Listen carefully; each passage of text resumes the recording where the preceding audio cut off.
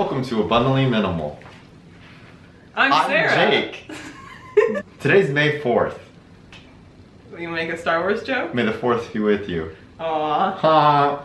Welcome to Abundantly Minimal. I know Jake just kind of stole my thunder there. We may be laughing now, but we've got something very serious to talk about with you guys.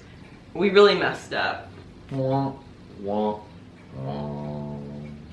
As the title suggests, we unfortunately... We wasted $6,000. wasting... We wasted $6,000. And that's not really, something you want to admit necessarily, but to be honest, I think it's just something that no one ever told us. And we want to share our mistake to help prevent you from making the same mistake. No one's really talking about this issue, but it has to do with the cost of housing. And unfortunately for us, when we first got this apartment here, we had tons of stuff. It was kind of embarrassing. Even our office that we have now was completely full of stuff. We didn't have time when we moved in to sort through things. It was like a junk drawer, but it's like a junk room. When we first moved into this apartment, we were nervous for a while. We were having trouble finding an apartment since the town we live in is not that big. And it was kind of between this and another apartment. Well, the other apartment was a lot nicer overall, a much newer facility. It had a dishwasher. It was just a nicer place overall. But there was an issue. It was too small for us. Not for us, but for our stuff. You see, I think a lot of times people associate success with having a larger space and want a larger space if they can afford one.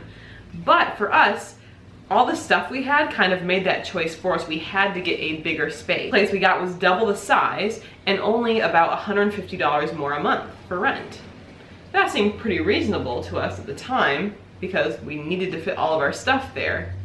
But then 3 years later, we're still in this apartment, much less stuff now, thank goodness. It had only been minimalist by that time and had a much more simplified way of living. We could have lived there. The cost difference between the two rents, as well as the provided utilities, they provided trash service, we're looking at $6,000 over the past 3 years.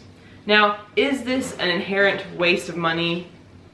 Some of you would maybe disagree, but when you think about that, overall, just a place of living, the more affordable option, even if it's a little bit smaller, can really add up.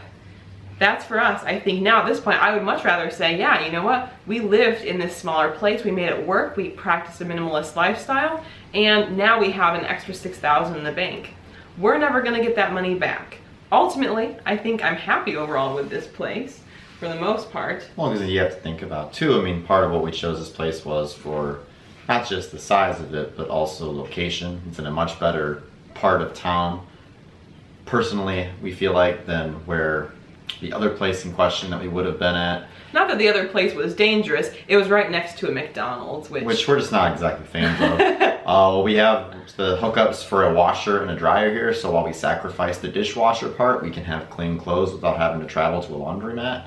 So there's pros and cons to everything for sure, but there was the potential that we could have been in that smaller place and that we just really, I think, counted it out more so than like the location or what was around it. That was the biggest factor. Just because of the size. We just felt it was too small for us, but we're just two people. We don't need that much space, especially with the possessions we've reduced it down to now. So why are we telling you this story? So you can laugh at us. That wasn't why. Why are we telling you this story? We want to help you avoid making the same mistakes. If you find yourself stuck between choosing a couple different places to live, and you've got an option that's more expensive and maybe a little extra space, really evaluate, is that space necessary? Because if it's not, and if it's not going to necessarily bring you joy, if it's just because you've got so much crap that you're trying to carry around with you, then maybe it's a really important choice to make that choice now. Our society pushes us to larger houses, fancier areas, but is it worth the cost of those? What financial difficulties will that choice cause you later on? We've been lucky, we've been pretty good savers overall, but I would love to have that extra $6,000, especially, thinking of, ideally, I want to travel a lot this summer, but trying to make the best choice, there's a lot of factors to consider. And so, if you can, save, on your housing, savings that continue year after year after year. You covered all of it, yeah. Well, thank you guys so much for watching. This is part of our Minimal May series, our second annual Minimal May. It's like a tongue twister. Minimal May. Minimal May. Minimal May, second annual Minimal May.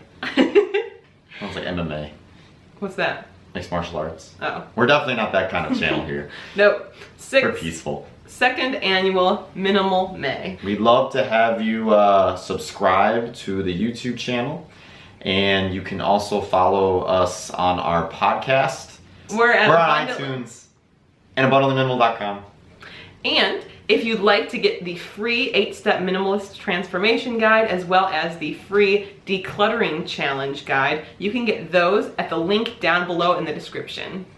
Thank you guys so much for watching. Have an awesome rest of your day. May the 4th be with us all. Bye.